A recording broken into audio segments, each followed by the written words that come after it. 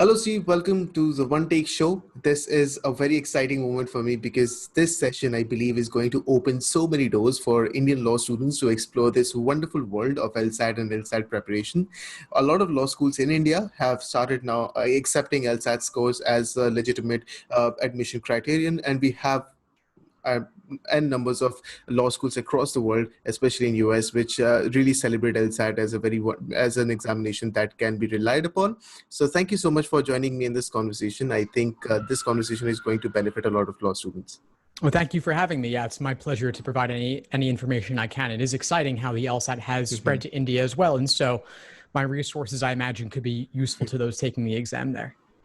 Well, most certainly, yes. Before we get into the conversation, Steve, I would love to know about your journey. I think the fact that LSAT Unplugged is helping so many law students across the world, your journey itself is so unique. And I think learning from your own experience and how you arrived at LSAT Unplugged is essential for this conversation. Yeah, sure. I'm happy to share that. So I've been teaching the LSAT since 2005. That's when I studied for and took the LSAT myself. I went from a score in the low 150s to a 175 on test day, top 99th percentile. So the lessons I learned along the way informed my own teaching. And I was simply teaching in New York City, where I'm based, for a while. But then a few years later, I started a website called the LSAT blog, where I've written over 1,000 articles on everything LSAT and law school admissions. More recently, I've branched into video. So I have the LSAT Unplugged YouTube channel, podcast, Facebook group, Instagram, publishing information multiple times a day. And so that's my journey. It's a lot of fun. I love doing videos. I love teaching classes and recording conversations like this. So thank you.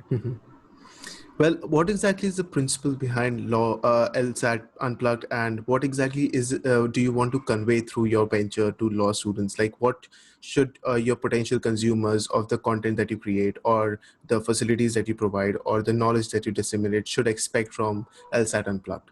Yeah, sure. So my mission, I suppose, is really to make it as easy and affordable to study for the LSAT as possible. Back when I first started teaching this exam, the main option was these in-person prep courses that were $1,500, a lot of money. But now with the internet reducing the cost of providing information and lower cost boutique options like mine rising up, it's possible to prep cheaper than ever before. And I release 98% of my information for free. Then folks can decide if they want to attend my live classes and Q&As and group coaching as well. And so that's really my mission, to get the information out to as many people as possible. And so it's exciting to me that the LSAT is now in India. There's the LSAT India for undergraduate admissions. And so same material, same exam. I'm happy to reach more students with it. Perfect, perfect. So I'm going to ask you a rather naive question, because I think this is essential for any law student who's exploring this world of LSAT. LSAT is a very reputed test, obviously, and a lot of law schools in India, as you've mentioned, have started accepting the scores. So if someone is to start preparing for LSAT, how do they start from scratch? What exactly is the conceptual understanding that we should have before we approach LSAT as an examination? Yeah, sure. So a lot of folks, their starting point is taking a full-length diagnostic exam. There are many sample papers published online. The issue is that one isn't likely to do very well on them without any preparation. It's like taking an exam in a foreign language you haven't learned yet. It's simply going to tell you there's a lot to learn. So if you do take a diagnostic, don't take it simply as being reflective of your true potential. Rather, just take it as a moment in time, a benchmark from which you could later measure your progress. Instead, I recommend breaking the exam down bit by bit, section by section. So you have the analytical reasoning, also known as logic games. You have logical reasoning and reading comprehension. So break it down bit by bit, step by step within each category, so you can really learn the foundation in a logical progression. Right, right. And as you mentioned that there are a lot of sections which are involved, I'm going to ask you, how exactly should we go about with respect to preparation for each and every section? I hope, I understand that this is a rather complex question, because obviously there are different strategies for every section that needs to be deployed. But with respect to a general strategy that can be adopted for every section, and is there a specific strategy that that you have probably discovered that is extremely effective while taking the test? Yes, there certainly is. And so it comes down to what I said, breaking it down to manageable chunks. So you have the 3 sections of content: logic games, logical reasoning, reading comprehension. Within each of those categories, you have certain types of logic games or certain types of logical reasoning questions. In logical reasoning, there's maybe 14 different types, depending on how you count it. So there's a lot of nuance and subtlety that a new student isn't going to necessarily recognize jumping in with no prior exposure. But this is what I do. So I've broken it down for you. I have day by day LSAT study plans showing you exactly what to do every single day over the course of your prep, whether you're taking the exam in 1 month or in 6 months. I lay it out for you. And my courses do the same thing as well. And so those are the details, but you could also create your own plan simply based on what I've laid out for free on the site. Right, right. A rather specific question with respect to areas such as logical reasoning, or you talk about these areas require a lot of training. What particular strategy with respect to logical reasoning you might have come across, which is quite useful for law students? Is there something that we can condition for? Because the common law aptitude test that we have in India for other law schools also has a similar pattern to LSAT, and they also have questions based on logical aptitude or logical reasoning. And for that, we are asked to keep solving the questions which come along, and we need to keep discovering the various questions. So is there any such strategy for logical reasoning? Because I often find that law students, they find themselves in precarious conditions or situations which are really tricky with respect to logical reasoning. Yes, there certainly is. And I can't speak to the common law admission test, I know, which is popular in India. I haven't looked into that one in depth, but logical reasoning, insofar as it is similar and does apply, what I'll say will then be applicable broadly. So the idea is really engage with the arguments. Most arguments in logical reasoning are informal logic. So you want to take it as if you were having a conversation with somebody in a real world setting. Don't try to diagram everything. Most logical reasoning arguments don't lend themselves to diagramming, meaning that it's simply not going to help you. It's just going to be a summary, but it's not actually going to further your understanding. And so take it like you're having a conversation with somebody. And since these arguments contain gaps, point out what the gap is, what fundamental flaw or error did they commit, or what underlying assumption did they not bother to explicitly state. So critique it, lay it out, have that back and forth. Right, right.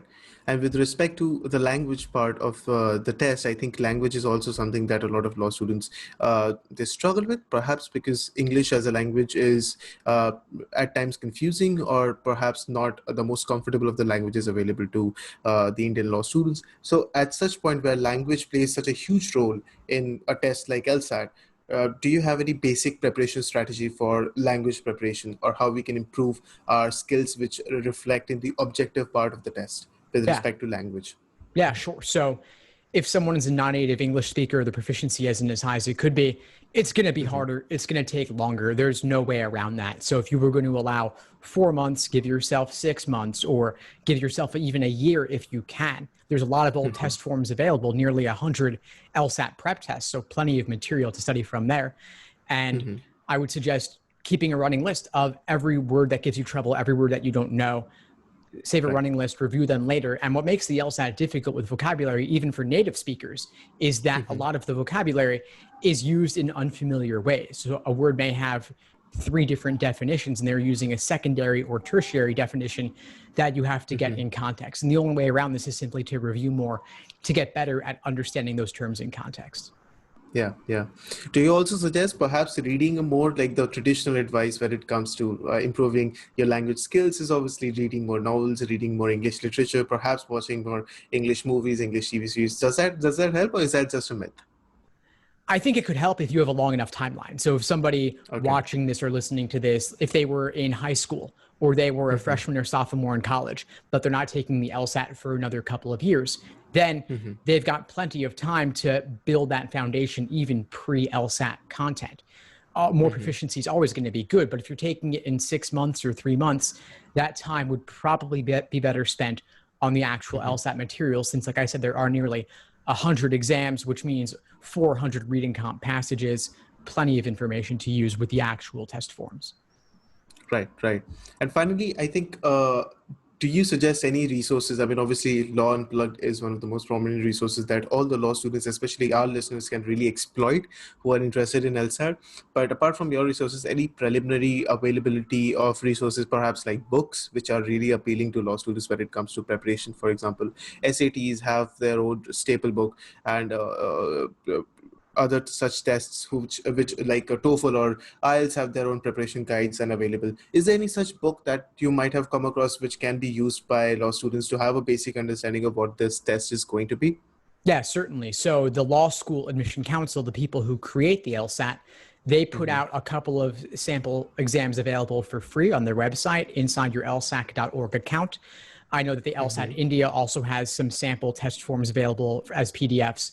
And then LSAC has a program called Law Hub, LAWHUB, lawhub.lsac.org. Inside your account, you can get over 60 exams available in the digital LSAT format. It's a $99 per year subscription to get them in that software, but that's a good resource as well. I would recommend, aside from, of course, mine, LSAT Unplugged. There's the YouTube channel, the podcast, the Facebook group, Instagram, as well as the LSAT blog website, putting out tons of free information all the time.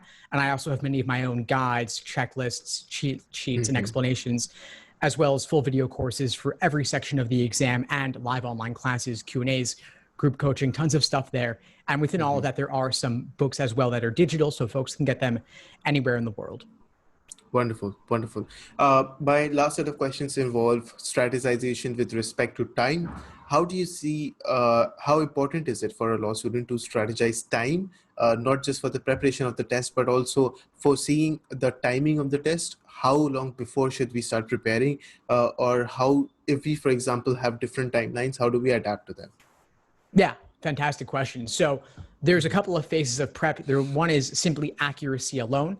Then you have pacing with individual timed sections. On the LSAT, the sections are 35 minutes, which is really an unreasonably short amount of time. People would enjoy having double time and still might not have perfect accuracy. So the timing is a big part of it. So as the exam gets closer, you want to move from untimed drilling questions by question stem type to doing individual sections to work on your pacing, especially, for example, logical reasoning, where you have generally increasing order of difficulty as you progress through the section, and then pulling it all together with those full-length timed exams. So each part has a certain stage that you've got to consider distinct, and my study plans build this in too. And with respect to, for example, if I were to take LSAT this year, the next year, how long before should I start preparing, in your opinion, would be an accurate or appropriate time I should put in for the preparation for LSAT? I would recommend 5 to 6 months in order to achieve your fullest potential. Some folks will try to do it in only 2 to 3 months, but given the importance of the LSAT and the admissions process and how difficult an exam it is, it's worth taking more time to reach your fullest potential. Perfect. And my last question to you in this segment is that with COVID-19 and pandemic affecting the admission process, affecting how colleges are now being seen and how the universities are actually approaching this admission process, how do you see any potential change in perhaps the examination format, the test format, or the kind of questions, or is there any such potential change that you might have encountered or you are expecting that the law students who are listening to this conversation should be aware about? That's a fantastic question. And we actually haven't discussed this today, but there is a massive change that happened, which is the new online LSAT-Flex. So they were going to administer the LSAT in person in the digital tablet format as they changed it over last year. They were going to do that this year as well.